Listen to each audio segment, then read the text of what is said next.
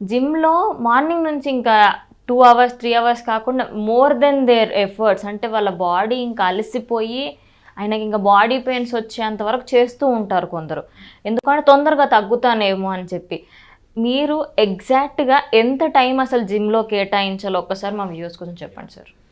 అతి సర్వత్రా వర్జయేత్. ఓకే. భూమి మీద ఏది అతి చేసినా ఏది ఉండదండి.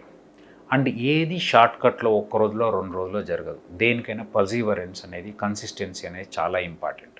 సో నేను అందుకే అంట, ఏది కూడా నువ్వు కష్టపడుతున్నట్టు నీ బ్రెయిన్కి తెలియకూడదు. అబ్బో నేను బాగా చదివేస్తున్నట్టే నెక్స్ట్ మినిట్ చదవబుద్ధి అది, నేను బాగా డైట్ చేసేస్తున్నట్టే నీ మీద నీకు జాలి వచ్చేస్తుంది, నేను బాగా ఎక్సర్సైజ్ చేస్తున్నట్టే రేపు పొద్దున లేవబుద్ధి అది. సో నీకు తెలియకుండానే నువ్వు ఆ మోడ్లోకి వెళ్ళాలి. అంటే ఎలా అంటే, జిమ్ములు పోయి ఒకటే రోజు 20,000 కట్టేసి ఇక రేపటి నుంచి పోతా అంటే ఎవ్వరు వరు. ప్రతి మనిషి జీవితంలో అట్లా 3-4 సార్లు చేతులు కాల్చుకున్న వాళ్ళే అయి ఉంటారు. కాబట్టి నిన్ను నువ్వు ఫూల్ చేసుకోవాలి. ఎలా? నీకు తెలియకుండానే రోజు 1 అవర్ వాక్ చేయడం, రోజు ఒక 10-15 నిమిషాలు చేతులు కాళ్ళు ఊపడం, జంపింగ్ జాక్స్ చేయడము, అది ఇది చిన్న చిన్న లంజెస్ చేయడము, లేకపోతే డిప్స్ కొట్టడం అంటే పుషప్స్ కొట్టడం, పులప్స్ కొట్టడం, అట్లాంటివి మెల్లగా ఇంట్లో నీకు ఏదైతే అందుబాటులో ఉన్నదే చేయడం నేర్చుకోవాలా. జిమ్ అనేది మన ఇంట్లో ఉండదు. జిమ్ముకు పోయి మనం చేయడం అనేది, రోజు పోవాలంటే ఫస్ట్ లేచి మొహం కడుక్కొని బూట్లు వేసుకొని ఆడికి పోయడానికి 15 నిమిషాలు బట్టి మళ్ళీ వచ్చేలోపు నీ పనులకు సంబంధించిన భయం వచ్చి అన్నీ ఆగిపోతాం. సో కాబట్టి ఏదైనా నీ కళ్ళ ముందు ఉండేట్టుగా చూసుకోవాలి. నేను అందరికీ అదే చెప్తా. కళ్ళ ముందు ఉండేది ఏంటి? ఏం లేదు. డిప్స్ పుషప్ చేయడానికి నీకేం అవసరం లేదు. ఫ్లోర్ అయితే చాలు, నీ 2 చేతులు అయితే చాలు. అట్లా రోజు ఫస్ట్ 10 పుషప్స్ చేయండి, దెన్ 20 పుషప్స్ చేయండి, దెన్ 30. నెక్స్ట్ పుల్అప్స్ ఏదో ఒక సజ్జనో ఏదో ఒక రాడ్నో పట్టుకొని పైకి లేవడం స్టార్ట్ చేయండి.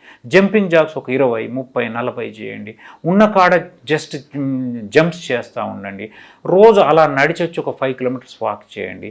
కొంచెం డైట్ నేను చెప్పిన మాడిఫై చేసి అప్పుడు నువ్వు ఒక 3-4 కేజెస్ తగ్గుతావు, 5 కేజెస్ తగ్గుతావు. నీ ఫేస్లో కొంత మార్పు వస్తుంది, నీ బాడీలో కొంత మార్పు, కనపడ్డ నీ ఫ్రెండ్, నీ దోస్తు, నీ సరౌండింగ్స్ అంతా అరే మస్తు అవుతున్నారు అని. అప్పుడు నీకు తెలియకుండానే నీ బ్రెయిన్లోకి ఒక డిసిప్లిన్ అనేది చొరబడుతుంది. అంటే అవునా అమ్మా నేను ఇట్లుంటే నన్ను ఇంత అప్రిషియేట్ చేస్తాను, అవునా నేను నిజంగా వేరున్నానా, ముందు వేరున్నాను. అప్పుడు నీకు తెలియకుండానే నీ బ్రెయిన్ నిన్ను పుష్ చేస్తుంది, నీ సెల్ఫ్ మోటివేషన్ అవుతుంది.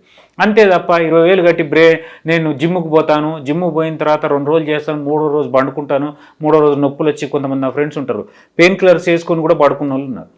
సో దానివల్ల లాభం లేదు. ఏది కూడా కన్సిస్టెన్సీ, పర్సివరెన్స్ లేకుండా జీవితంలో ఏది సాధ్యం కాదు.